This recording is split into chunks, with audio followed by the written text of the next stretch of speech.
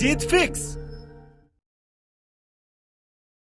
पहले one day international match में दूसरी गेंद पर 0 रन पर ही आउट हो गए। लोगों ने सोचा कि बच्चा है 16 साल का, अभी तो नया है खेल में, लेकिन किसको पता था कि ये इंसान जिद्दी इंसान है और इसी जिद्दी इंसान को बाद में क्रिकेट का भगवान माना गया। और सेंचुरी की हाफ सेंचुरी और हाफ सेंचुरी की सेंचुरी भी लग जाती अगर ये खिलाड़ी 8-10 मैच और खेल लेता तो। जीरो से जिद्दी बन गए, जिद्दीपन ने हीरो बना दिया, जिद ने जीरो और हीरो के बीच में एक पुलिया बना दी। दुनिया के कई रिकॉर्ड तोड़ डाले इन्होंने। एक सामान्य कद के खिलाड़ी किसी खेल के भगवान कैसे बन गए? अब क्या कहें इनके बारे में। बच्चा बच्चा जानता है, बड़ा बुजुर्ग जानता है। उनकी जिद ने उनको 16 साल की उम्र में इंटरनेशनल टीम में जगह देकर मैदान में उतार दिया।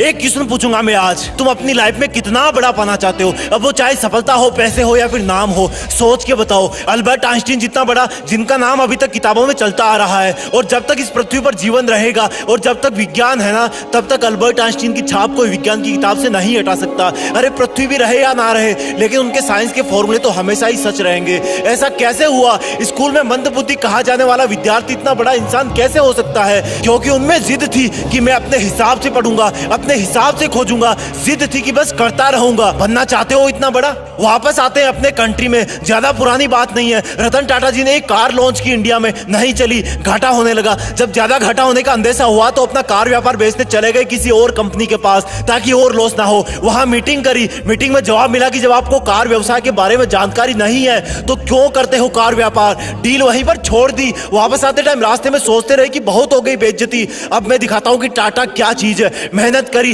तगड़ा बिजनेस मॉडल बनाया और गजब की कार इंडस्ट्री खड़ी कर दी। 10 साल बाद वही कंपनी जिसकी मीटिंग में उनकी इंसल्ट हुई थी, उस कंपनी में भी तगड़ा लॉस हुआ। रतन टाटा जी ने उनको ऑफर दिया कि बेचना चाहते हो, अब कंपनी बेचना चाहते हो, बताओ मैं खरीद लूंगा। और वो कंपनी उन्होंने अपने नाम कर ली। ये होती है जिद कि ऐसा क्या है जो मुझ में नहीं है। क्या था इन सब लोगों में कॉमन? एक जिद कि नहीं रुकूंगा, करता रहूंगा, खुद को बेहतर से बेहतर बनाऊंगा। उनमें जिद थी कि वही बनूंगा जो मैं बनना चाहता हूं, चाहे कितनी भी रुकावटें आए। जिद है तो है। बनना चाहते हो उनके जैसा? मन किया ना बनने का, लेकिन ये जो लेकिन वर्ड है ना, वही तुम्हारी वाट लगा देता है। मैं कुछ करूं तो सही, लेकिन मैं बड़ा बनूं तो सही, लेकिन मैं मेहनत करना तो चाहता हूं, लेकिन मेरा सपना तो ये है, लेकिन कोई थाली में परोस के देगा क्या कि ये खा लो, आज से तुम सचिन हो जाओगे, ये खा लो, आज से तुम दुनिया में आइंस्टीन के नाम से जाने जाओगे, ये जड़ी बूटी खा लो, आज से तुम अरबपति बिजनेसमैन बन जाओगे। लेकिन मैं तुम्हें बताता हूं कि जब तक इस लेकिन वर्ड की तुम वाट नहीं लगाओगे ना, जब तक इसको जिद में नहीं बदलोगे ना, तब तक कुछ नहीं होगा।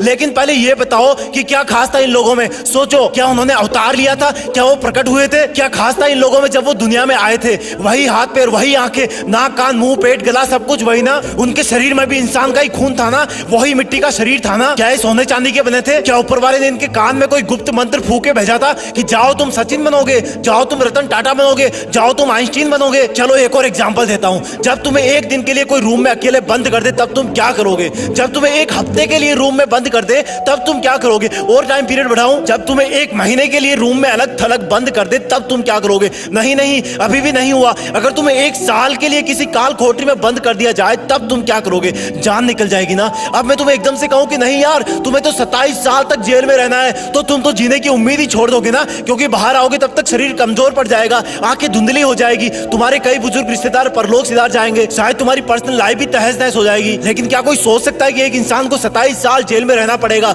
और जब वो महान हिम्मत वाले इंसान जेल से बाहर आएंगे तो उनके आने के 5 साल के अंदर ही साउथ अफ्रीका के राष्ट्रपति बना दिए जाएंगे? क्या बोलोगे इनको? कोई शब्द नहीं है इनकी जिद के आगे। अब यही सोचोगे ना कि उनका तो कोई जुगाड़ होगा। अरे यार, जुगाड़ होता तो वो जेल में ही क्यों जाते? ये सोचोगे ना कि उनको जेल में कोई अच्छा खाना पीना मिल रहा होगा जिससे वो स्वस्थ रहे होंगे। अरे यार, क्या मिलता होगा उनको जेल में? पूरी दुनिया ने एक जिद वाले कैदी इंसान को किसी देश का चहेता राष्ट्रपति बनते देखा।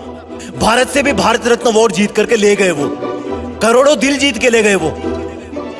अब बोलोगे कि ऐसा तो कोई ना कोई होता ही है यार करोड़ों में। हाँ, ये बात सही है, क्योंकि करोड़ों में एक ही वो इंसान होता है जिसके पास इतनी जिद होती है। वो इंसान बार बार गिरता है, बार बार उठता है, गिरता है, उठता है, लेकिन फिर गिर जाता है, लेकिन उठना नहीं छोड़ता, क्योंकि वो जिद्दी होता है।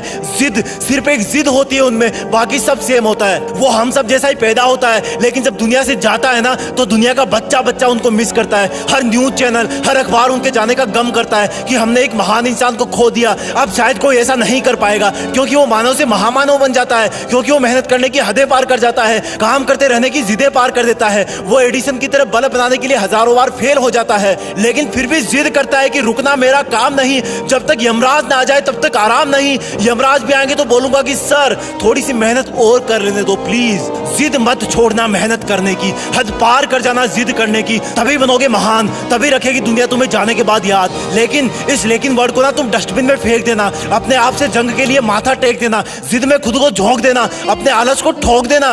वीडियो पसंद आए तो वीडियो को लाइक शेयर और जीत फिक्स को सब्सक्राइब भी ठोक देना। जय हिंद, वंदे मातरम।